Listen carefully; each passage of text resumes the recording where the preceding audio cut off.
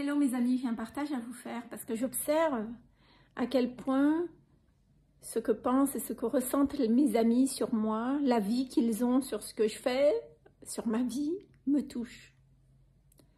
Surtout bien sûr quand je dis mes amis, ces remarques viennent des personnes que j'aime, des personnes que je porte dans mon cœur. Et la question ici qui se pose, c'est comment faire pour à la fois accorder cet espace de liberté aux personnes que j'aime, d'être libre de ressentir et d'avoir une opinion sur quoi que ce soit sur moi, s'ils en ont envie. Comment laisser libre aussi les gens, parce qu'on fonctionne par effet miroir, donc forcément on se renvoie des choses. Et comment je peux accepter aussi de prendre la responsabilité de ce que je peux renvoyer chez l'autre, dans ce qu'est ma vie, qui fait que cette personne peut avoir cette opinion-là, peut avoir ce ressenti-là. Et en même temps, prendre soin de la relation qui est là, parce que c'est des personnes que j'aime. Et en même temps, aussi me détacher du regard de l'autre, de l'opinion de l'autre, même si c'est des gens que j'aime, et me légitimer pleinement dans ce que je fais. C'est ça le partage que j'aimerais vous faire dans ce post, dans cette vidéo. Et en fait, effectivement, je vois que systématiquement, ça me touche.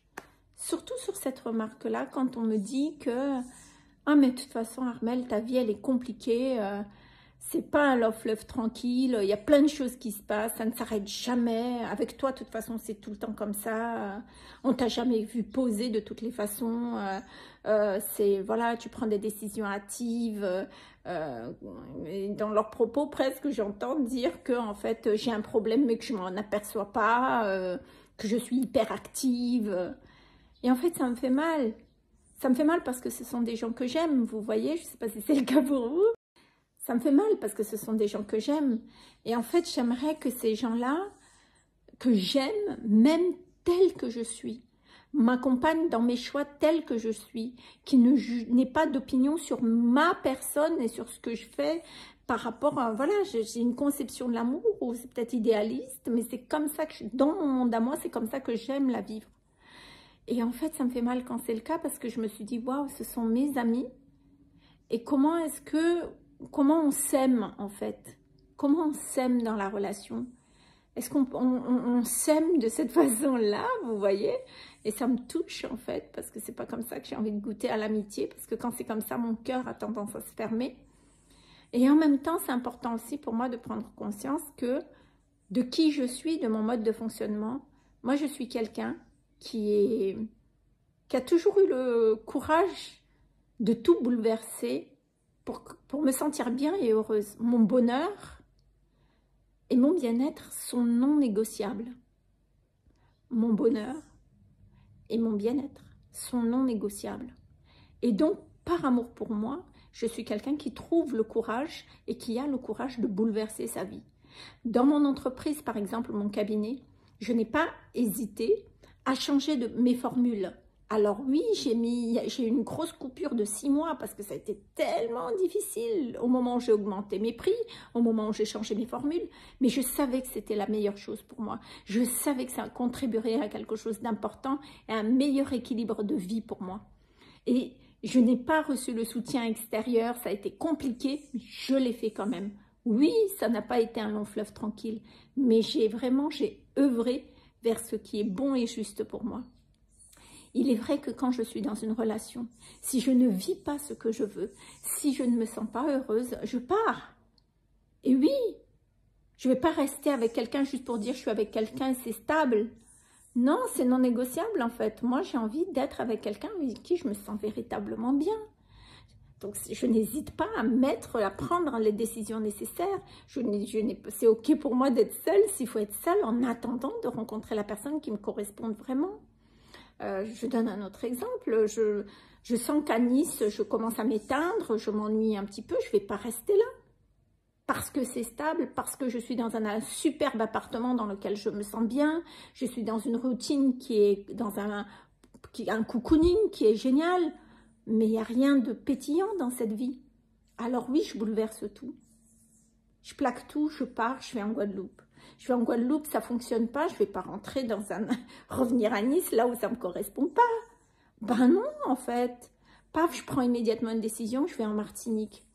Alors oui, effectivement, c'est très dynamique, c'est le mot. J'ai une vie qui est dynamique. Mais dans cette dynamique, en fait, je vois vraiment à quel point, à chaque instant qui soit, j'ai toujours voulu ce qu'il y a de meilleur pour moi. Voilà, je ne me suis jamais satisfait du peu. J'ai jamais fait le choix de me complaire dans quelque chose qui ne me convient pas. Et j'ai toujours eu le courage de re-questionner, de me re-questionner et de poser les choses qui sont importantes et justes pour moi. Ça, c'est un état de fait. Donc oui, je suis quelqu'un qui est dans le changement. Et c'est assez intéressant parce que j'ai vu une personne qui fait de la numérologie et moi, je vibre vraiment du chiffre 5. Alors, le chiffre 5, le chiffre 9, on est vraiment dans une dynamique de changement, hein. Et je comprends mieux pourquoi est-ce que quand il y a quelque chose qui ne me correspond pas, paf, je change. Pour trouver vraiment la forme et la configuration qui me correspond vraiment. Donc du coup, j'ai une vie qui est en perpétuel changement, transformation. Je déteste l'ennui, donc je m'organise toujours pour trouver une nouvelle dynamique. Et c'est ce que je suis. C'est ce que je suis. Et je peux comprendre que ça peut renvoyer à des personnes qui sont plus dans l'ancrage, plus routiniers, plus... Ça peut peut-être renvoyer à je ne sais pas quoi. Mais du coup, j'ai aussi besoin d'accepter que, oui, prendre la responsabilité de ce que je suis et de ce que je peux renvoyer aux personnes que j'aime et que ça puisse aussi faire naître chez eux une opinion et un avis de moi parce que ça vient toucher quelque chose chez eux, vous voyez. Donc... ça, c'est quelque chose que j'ai besoin de me répéter pour revenir dans cet espace de liberté parce qu'effectivement, pour prendre soin d'une relation, hein, avec des gens qu'on aime, on a besoin de s'offrir cet espace de liberté d'être et cet espace de liberté aussi d'agir, de réagir, d'être, de faire comme on le souhaite. Et vous voyez, ça comprend vraiment le fait de à quel point c'est waouh quoi, d'offrir à l'autre ce qu'on aimerait qu'on nous offre à soi. Moi, j'aimerais qu'on m'aime tel que je suis, avec ce qui est vivant en moi.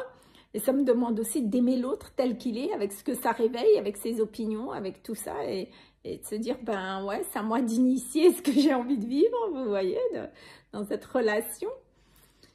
Et en même temps, c'est sûr que ça aurait été génialissime si dans ce mouvement de changement, je suis aimée, approuvée, encouragée, que ça renvoie à quelque chose d'inspirant pour l'autre, vous voyez, ou même quelque chose qui est en résonance. C'est tellement génial si c'est le cas, vous voyez. Mais parfois, oui, ça peut être le cas par rapport à l'histoire de la personne et parfois, ben, ça peut renvoyer aussi à des remarques chez l'autre parce que ça renvoie à des choses difficiles, que le changement, c'est difficile pour certaines personnes. Et c'est ok, c'est correct en fait. C'est ok, c'est correct. Ça n'enlève rien dans la relation. Je pense que moi, avant, c'était soit on est en phase, soit on n'est pas en phase. C'était très blanc ou noir. C'est tu es ma copine ou tu n'es plus ma copine. Et je pense que peut-être qu'avec le temps, avec la conscience que j'ai aujourd'hui des choses, avec la maturité, avec la sagesse aussi qui est là, j'apprends à me dire qu'en fait, c'est tellement génial quand on vibre avec des personnes avec qui il y a une superbe résonance.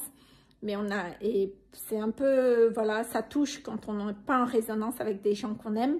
Mais voilà, ça arrive parce qu'on a des histoires, on a tous notre passé, nos histoires, qui fait que ben, parfois on rentre en résonance et parfois pas. Et ça n'enlève pas le lien de respect et d'amour en tout cas. Là, je vous pose les choses et en même temps, attention, hein, je ressens que j'ai besoin d'intégrer ça aussi pour laisser encore faire naître cet espace de liberté et d'agrandir cet espace de liberté d'être entre moi et les personnes que j'aime. Et je ressens aussi au plus profond de moi que c'est important pour moi de me légitimer vraiment sur ce que je suis et aussi sur mes choix de vie et que j'ai besoin davantage de me valider moi, de me légitimer moi-même sans que j'ai besoin d'avoir cette approbation,